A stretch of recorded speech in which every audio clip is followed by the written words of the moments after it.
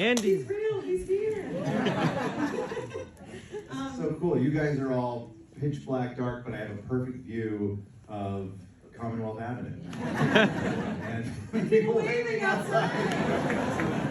People who couldn't get in, but this is the nice thing, is that they can hear us outside. We see you, and we appreciate it. All right.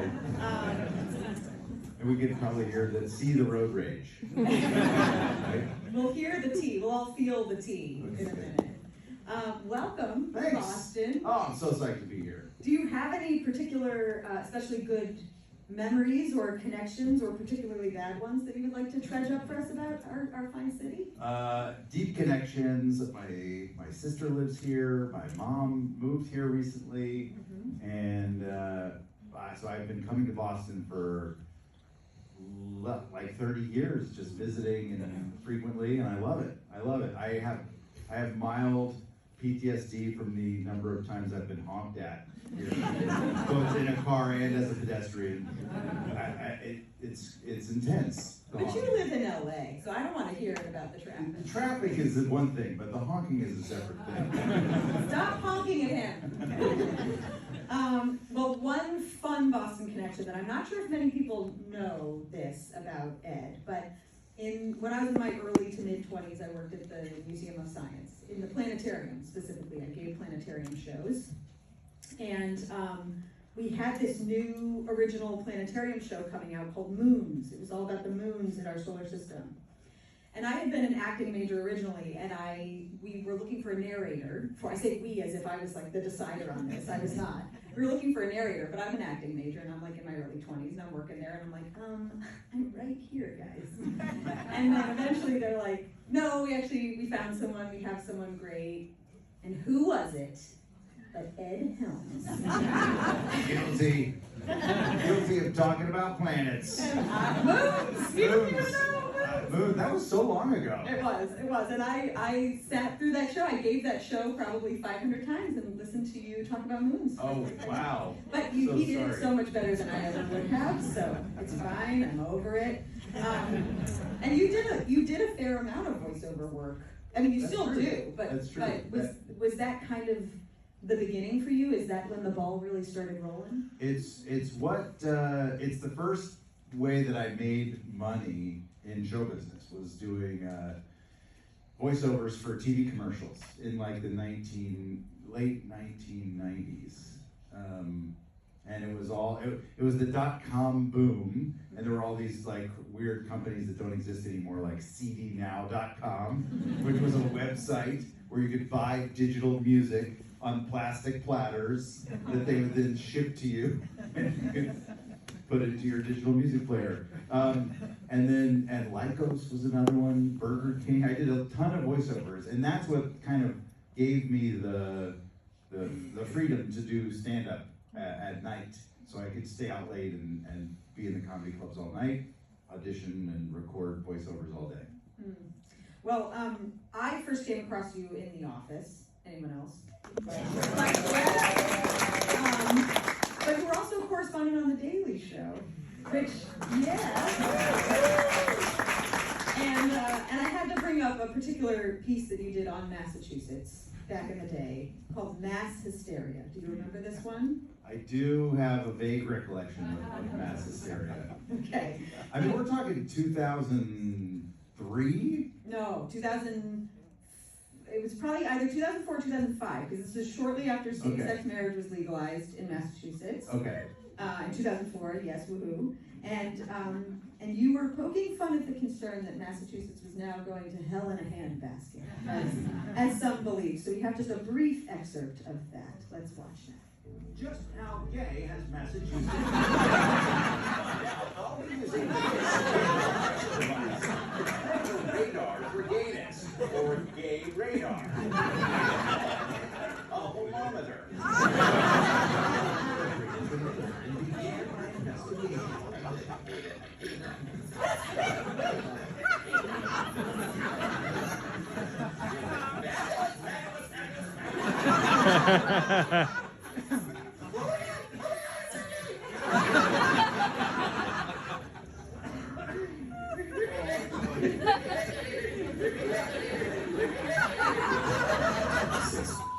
All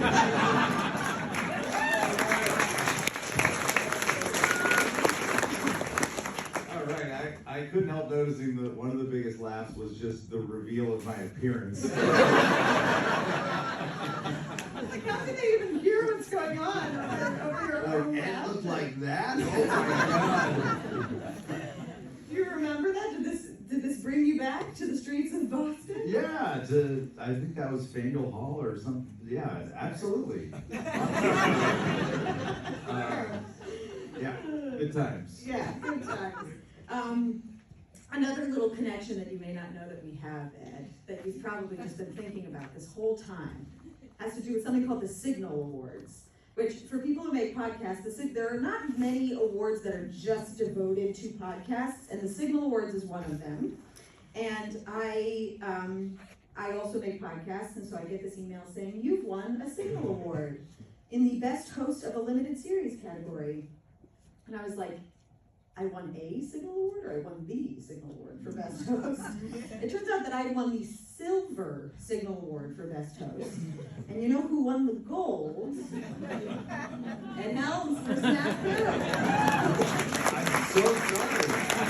I don't know what to say. I happily lost to you. I was thrilled to lose to Ed Helms. I will be the silver to your gold any day. All right. It does feel slightly more prestigious than Signal's Gate. Signal. I'll take that one. A SNAFU of 2025. Oh, there you go. That'll be in the next book. Yeah. We The both books have, are still allowed. yeah. Rough.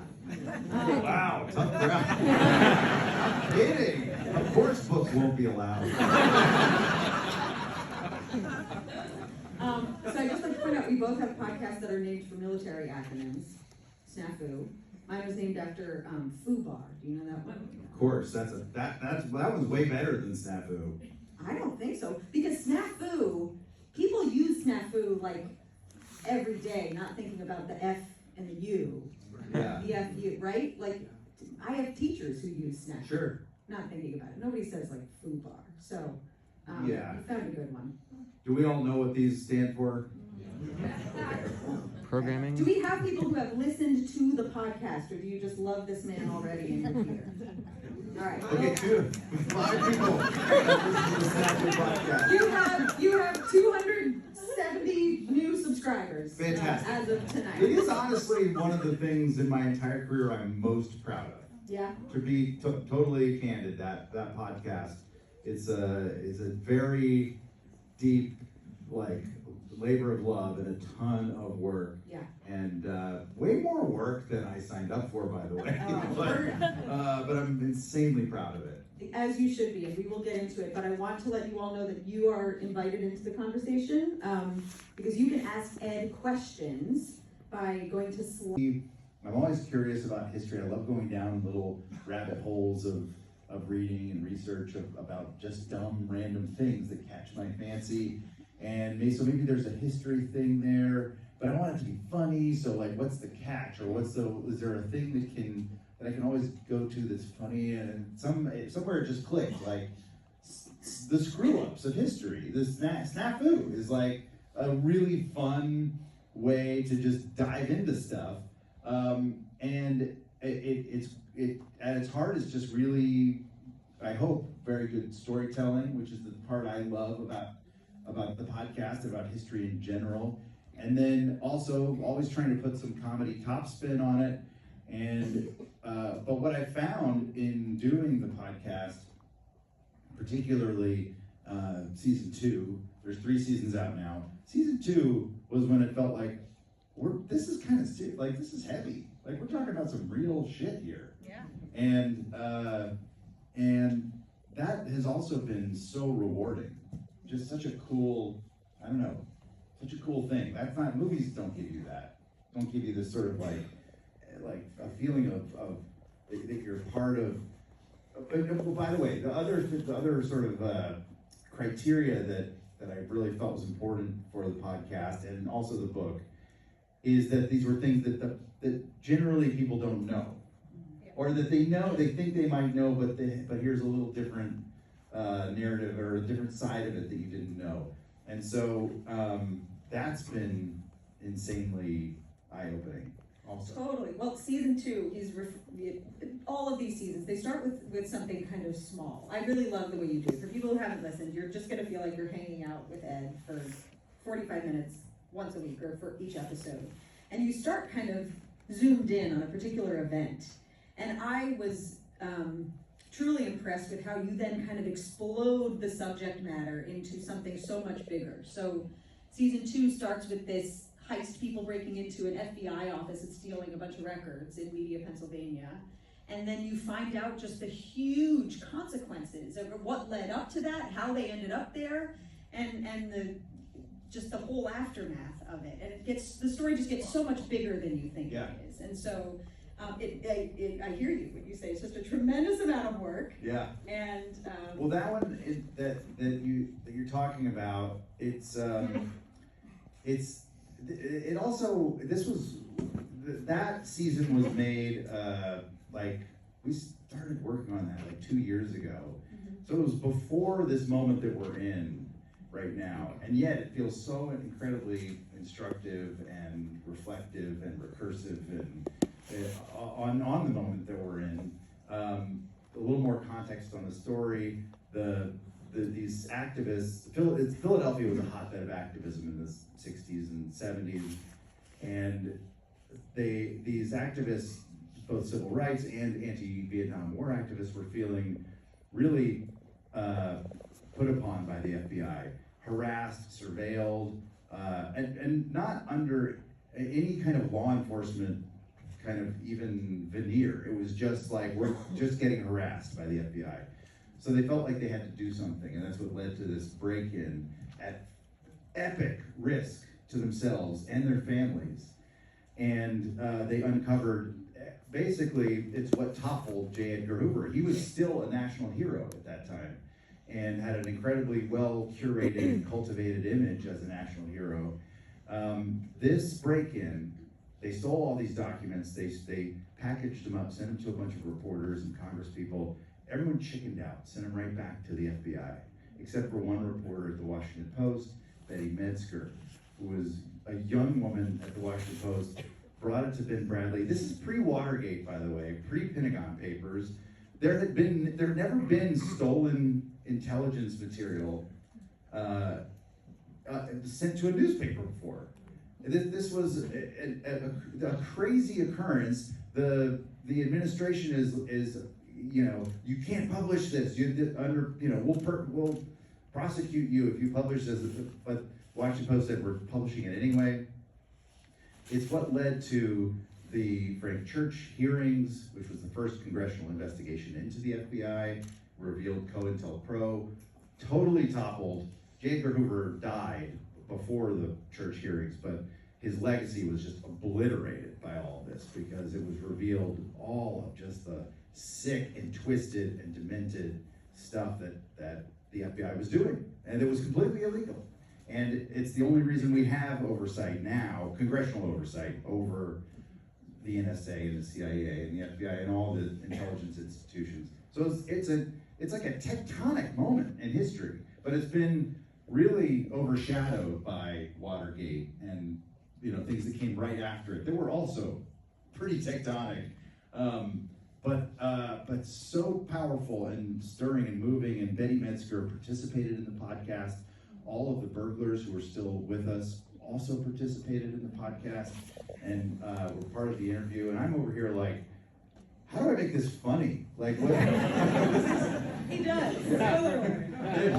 There's still good chuckles in there. There's the story, but it's again, this is what I'm talking about. I did not expect to be hit this hard with to be moved this much, and I'm so proud of it. And so yeah, check it out. Are you so? That was my entire motivating idea since I was 8 years old. And it's so funny because it drove so many decisions that I made in both all through high school and college and early kind of adulthood. That was the thing that sent me on my course in so many moments. It was like, well, does that get me closer to Saturday Night Live? Well, then I'm going over here. And I don't know why. I don't know why I loved it so much. I just saw those episodes when I was a kid. I didn't understand them. I couldn't have understood that much of the comedy at 8 years old, but I could tell that Eddie Murphy was having like the most fun of anybody I'd ever seen. Just watching him on that show, I was like, I want to have as much fun as he's having. And so that's what I chased. Because, I mean, I have many thoughts on this. One of them is hearing you talk about history, and listening to the podcast, and then reading the book, which reads very much like the way that you talk. I just said, I bet Ed Helms wanted to be a history teacher. I bet he kind of had this in his mind that he was going to be a history teacher. And I was thinking, yeah, all of my favorite teachers were the theatrical ones. Were the ones who really loved, spinning up a story the way that you do. They wanted to be on Saturday Night Live. I was thinking that too, like those were the theater kids who then also loved history and thought I can put my joie de vivre and my passion for this into something else that will hopefully inspire other people. Interesting side note, my brother is a middle school history teacher. And he's There it is, phenomenal. folks. Yeah. That's awesome. Each of the book is set up differently, and we'll talk about the book and how it's different from the podcast. But the book, you tell many shorter stories of snafus. Right. These are snafus that maybe you wouldn't have made a whole season of the podcast of, but they're still stories worth telling. Mm-hmm. And at the end of each one, you do kind of have a hot take. Yeah, a hot take. Some of them are like a sliver of a silver lining. That, like, if we are looking for silver linings. I was in a moment in my late 20s where a lot of my peers in the comedy scene in New York were getting auditions for Saturday Night Live and The Daily Show, and so many of my friends were slotting into writer positions on those shows, which was another goal of mine, to write for any of those, Conan O'Brien and all those shows. And Letterman was still on in New York at that time, and I lost my train of thought. What was I talking about? Just about how you didn't. A lot of people were getting auditions for SNL. You didn't get that. Oh, but then I got so I was somewhere along the line in my early 20s. I also became obsessed with The Daily Show, and I was like, okay, either The Daily Show or Saturday Night Live. And so I watched these shows, I consumed them like obsessively. So I knew when I auditioned for The Daily Show, I was handed a script, and they were like, we're gonna test you, this is a cold read. And they handed me a script, and I was like, this was on the show 6 weeks ago, I remember exactly how Stephen Colbert delivered this.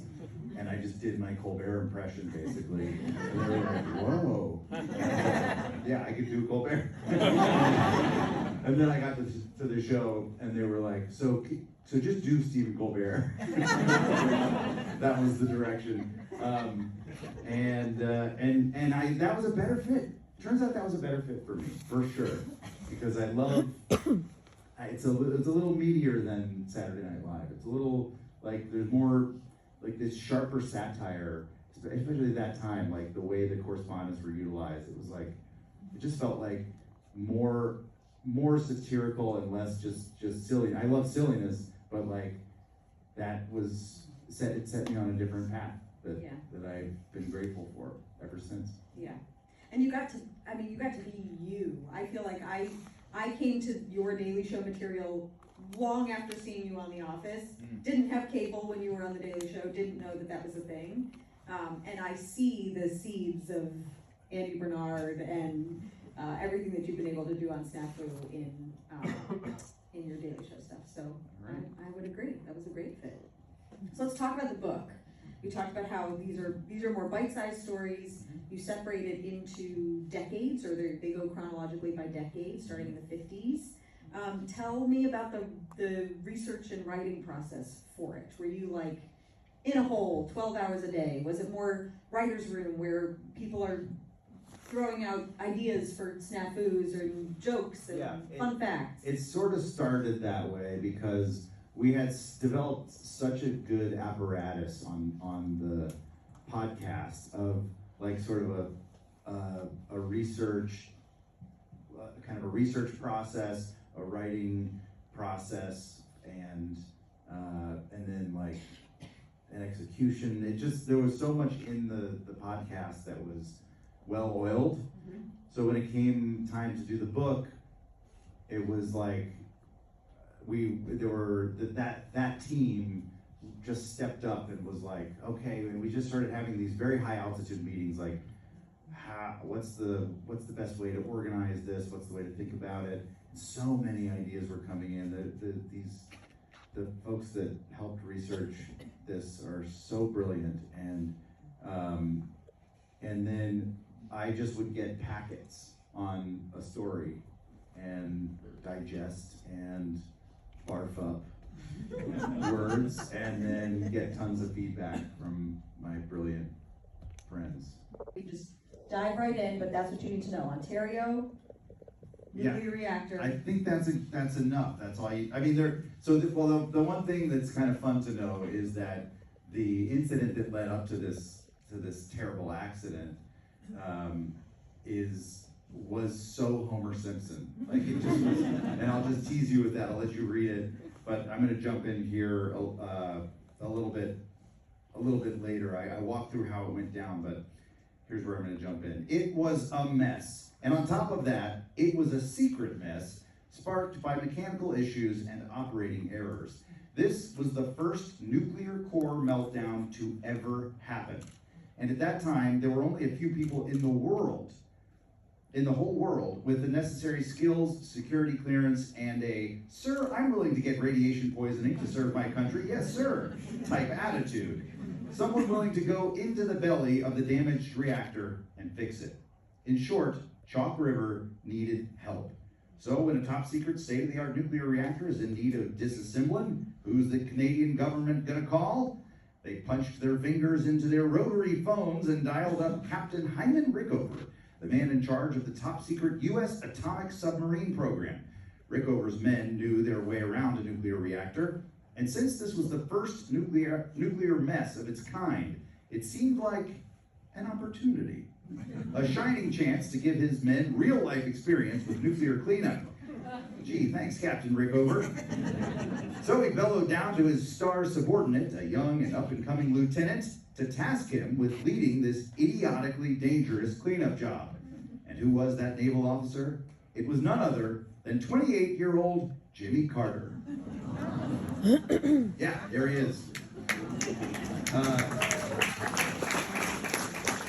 So Jimmy and a handful of his men are sent up to Chalk River, Ontario, and the reactor is so radioactive at this point that they figure out they can only be exposed to it for 90 seconds at a time. But they have to disassemble the whole damn thing. So this is incredible. They build a replica on a tennis court right next door, and they start rehearsing. They rehearse this disassembling process over and over and over again. And then they start, and they run in there in small teams for 90 seconds at a time. And each time they come out, they tell the crew what they did, and they do the same thing to the replica so they can keep track of what's happening. Jimmy's part of one of the last teams that runs in there, and he's only in there for 90 seconds. They race out, but they get it done, and they prevent a full meltdown from happening. And it's a story that I love because people think Jimmy's a wimp. And he's a badass. Like, this is an incredible story of courage and leadership at such a young age. And he just got in there and nailed it. And basically saved, like, North America from our own Chernobyl. So, it's a great story. And again, something people don't know. And this is one of our presidents. Yeah.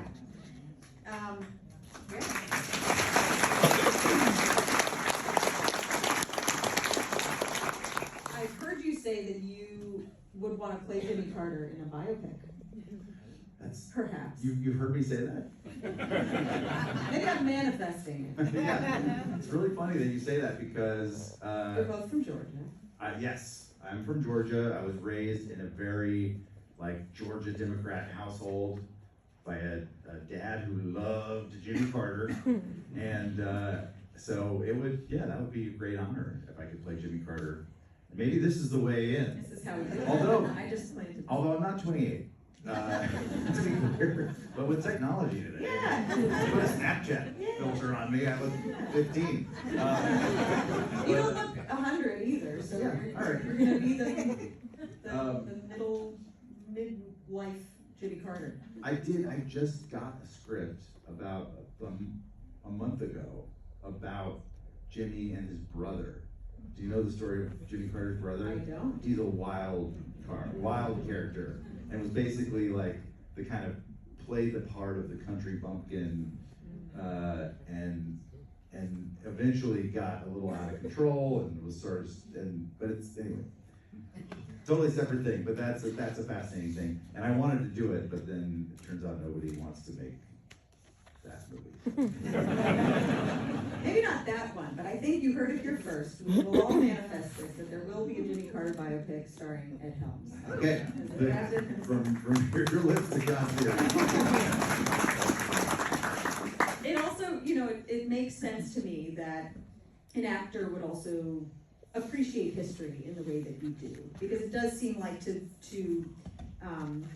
fully embody a character, you have to embrace their screw-ups. You have to embrace their vulnerabilities. Does that resonate with you? Does it feel like a natural fit that you love history as deeply as you do, in the same way that you might love playing a character? That is such a cool connection that I've never consciously made, but I do think that a deep dive into and I'm not like a method actor at all. I don't work that way. I really, I just kind of do what I think the person would do, whatever you call that kind of method, or I make the face I think they would make in the situation. I think that is what method acting is. Yeah. What would Jimmy Carter do? No, but it's like I don't try to embody. Sure. And I don't go over to the craft service table and like still be Jimmy Carter. Okay. Like yell at the director of photography because You're not going down into the nuclear reactor. Yeah. But yes, there's something about this curiosity, loving to go down these wormholes and think about these things and think about what's funny about them, is very much a part of the times that I've had the great fortune to participate in the creation of a character. Mm-hmm. So I'd love to talk about another snafu from the book, but first I want to remind you, you can still submit your questions. Slido.com. Helms is the little hashtag. So I grew up in Cleveland, and I was delighted, though not surprised, to see that you included the Cuyahoga River catching on fire in the book. What I was surprised to see is that 1969, which is the fire that everybody knows about, that was not the first time that the Cuyahoga River had caught on fire. It was not even the most destructive time that the Cuyahoga River had caught on fire. And there's a particular reason why we know that as being the time that the Cuyahoga River caught on fire and not the other ones, one of which was just like a decade, 15 years, 16 years, something like that before that. Yeah. So can you tell us a little bit about that one? Well, that's a wild one. And I went to Oberlin College, which is right up the road from Cleveland, and used to go to the Great Lakes Brewery and have Burning River Pale Ale. And we were always like, what the hell, what's that about? So I had this kind of general awareness of that the Cuyahoga River had caught on fire at some point. But it's a wild story. It's caught on fire like 8 times throughout history, going back to the 1800s. And basically, during the Civil War, Cleveland became such a crazy manufacturing hub, and everything was just dumped into the river. And they, at one point, called it like rat fish stew or something. The whole river. I can't remember the nicknames, but it was foul, obviously fell enough to catch on fire numerous times. So, but this particular time in '69, it made it to Time magazine. And part of the reason for that was that the mayor at the time, Carl Stokes, that was one of his missions, was to call attention to what a disaster this river in his city was, and he was a very charismatic guy, and he did that successfully. It's a huge reason. It was sort of part of the momentum that grew into the first Earth Day, which was that same year, and also the Nixon's creation of the Environmental Protection Agency, which is currently still here for now. That's a cool one. Okay, another one that I want to talk about is Project Azorian, which has to do with a Soviet submarine, the CIA. This has a great Hollywood connection too. Okay, and a big claw, like that horrible arcade game where you pick something up with a claw. Yeah. But a very, very big one. Yeah. Okay. This is so cool. This one has to be a movie at some point. You heard it here. Starring at Helms. A Soviet sub sinks in the North Pacific, and it's 1968, I think. I think so. And the U.S. knows exactly where it is. The Soviets have no idea. They search for it for a few months and forget about it. But now America wants to go get it because it's so full of intel. It's so full of it's one of their nuclear subs, and it has nuclear warheads in it, and it has all their code breaking, stuff, and it's just a treasure trove. So they're desperate to get it. They know exactly where it is. But they have to build a ship. They have to build a ship. This massive ship with a huge wedge crane winch thing that you're saying, those arcade claw games. But you can't do that secretly. It's too big of a project. So what they do is they go to Howard Hughes, the famous Hollywood producer and just general weirdo wackadoo, and he's holed up in his penthouse in Las Vegas at this point, and they're like, Howard, everybody knows you're wacko. And, if you put out a press release that you're getting excited about deep sea mineral mining, that would be a great cover story for our creation of this giant ship, because it looks like a mining ship. And he's like, I'm in. So Howard Hughes is in, and he puts out the press and the news. It's in the news, and they build this huge ship for so much money, and it's called the Glomar Explorer, which we'll come back to. They go and they drop this claw down 2 miles deep, and they clamp the sub, and they start hoisting it up. It takes days to hoist up, and then it breaks. But they get a piece. They get a piece of it, and they're thrilled with this piece that they got, and they get some really good intel out of it, and they go back and they're like, we got to go back for the rest of it. They're like so charged up, and the CIA brass is like, okay, but we're like $300 million into this. Is it really worth it? They're like, yes, we got to do this again. And they go back out there, and it fails, and they come back. But at the end of the day, the way that this was discovered was burglars broke into Howard Hughes' office in Hollywood, and they stole a bunch of stuff, including his files on this whole operation. And somehow it made it from burglars to the press, and the press got wind of this entire operation and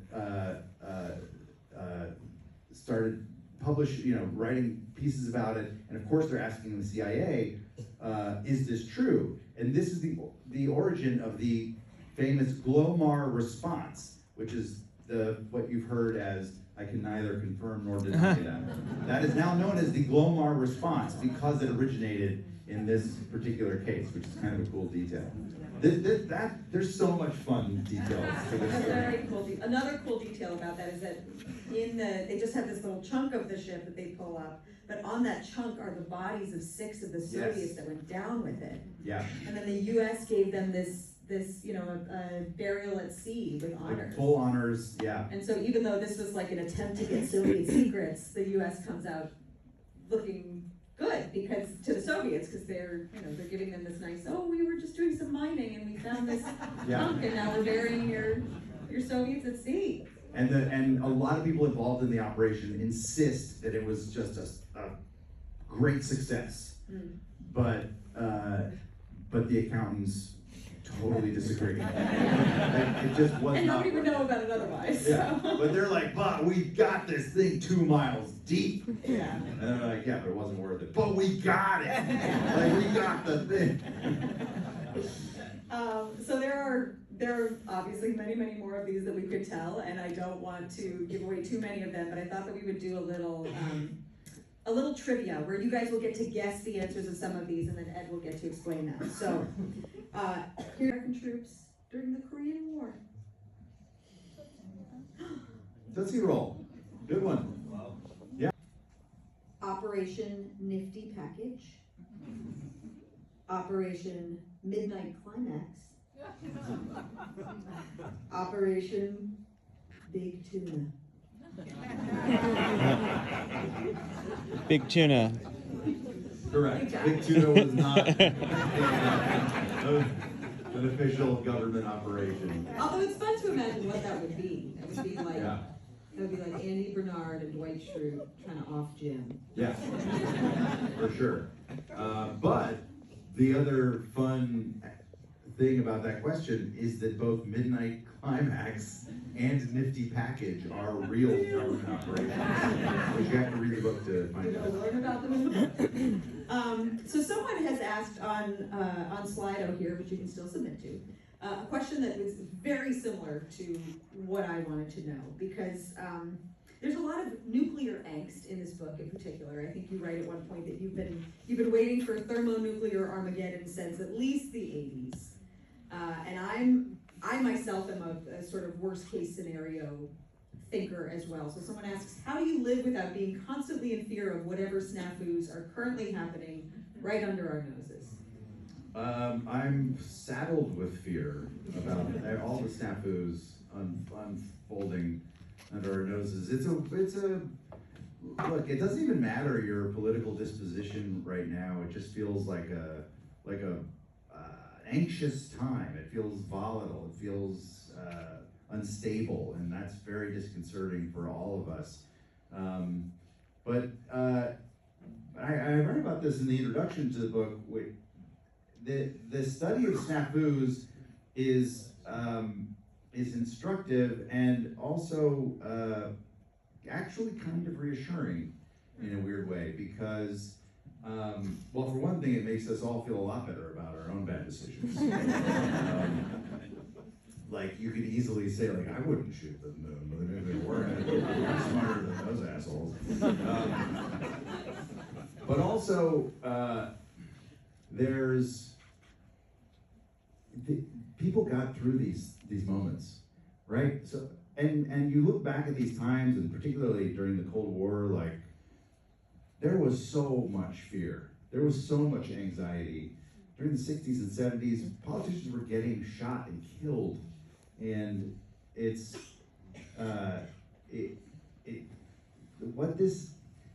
and we got through those moments. And I'm not saying we got through them perfectly or gracefully, or that everything's fine afterwards. But I think, what they do tell us is that if there's a light at the end of the tunnel, if we navigate things with courage and letting our better angels inform our thinking, and that's reassuring. Just knowing that possibility is there is something to cling to. I don't want to sound Pollyannish or glib about the moment we're in, because it's crazy. It feels crazy. but people have gotten through stuff like this. That has happened, and that is reassuring.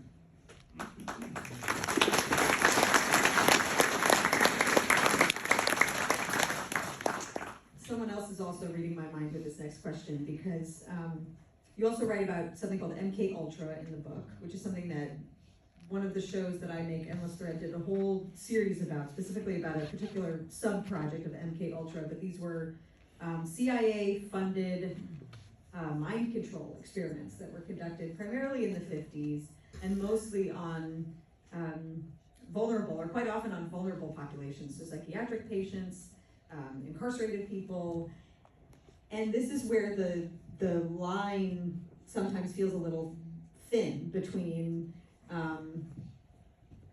this is crazy, it could never happen, and this is crazy, it did happen. Yeah. And so how do you think about telling the stories of SNAFUs and just feeding into already conspiracy-minded people? Okay, that's cool. That's a cool question. But first I want to point out that MK Ultra has a really wild Boston connection, which is that one of the subjects of these insane experiments where people were given Ted Kaczynski. crazy doses of LSD, and oftentimes unbeknownst to them, in grotesquely unscientific ways. This is like Nazi level human experimentation that the CIA perpetrated, and it's horrific. One of the people who was incarcerated in the Atlanta federal prison at the time was Whitey Bulger, and he believed that he was participating in research about mental health and schizophrenia, but they were just dosing the shit out of him with psychedelics, and for months. And he says that gave him a lifetime of horrific visions and nightmares.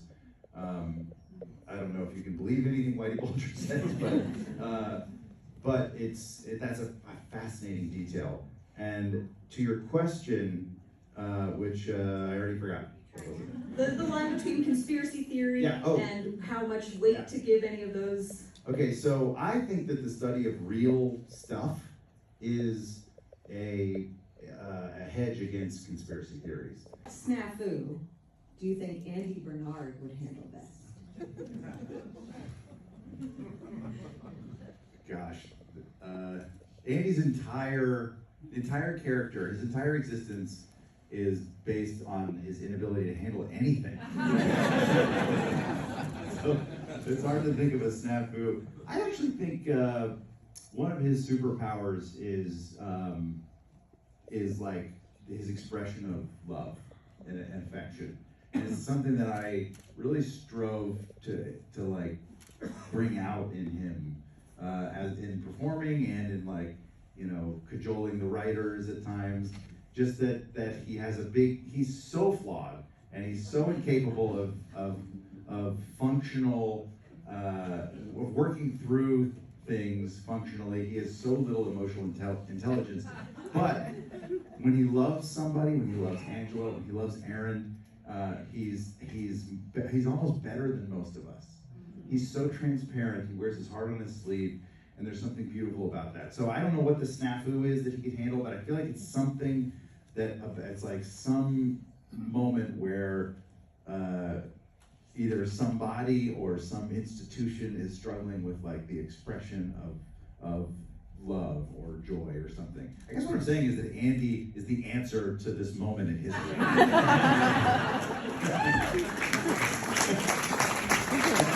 guess I should run for president as Andy. And then have the office writers like write everything Andy does from that point forward. There you go. And since you have a podcast and you have a book, maybe we could have SNAFU the musical. That's another thing I'll land. Oh, wow. I feel like you could handle that too. Yeah. Just putting it out there. I mean, right after your Jimmy Carter biopic. Yeah. Mel Brooks did the producers, so he made that funny. That's my good. Well, Ed Helms, thank you so much. Oh my God.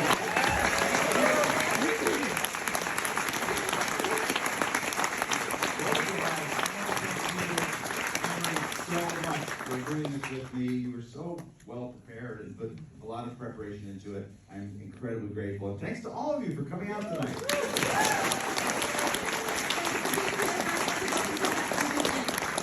Okay. Everyone give it up.